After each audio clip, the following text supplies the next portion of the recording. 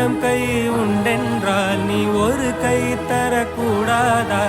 ஈராயிரம் கண் கொண்டாய் உன் ஒரு கண் என்னை பாராதா? உன்னில் சரணடைந்தேன் இனி நீ கதியே.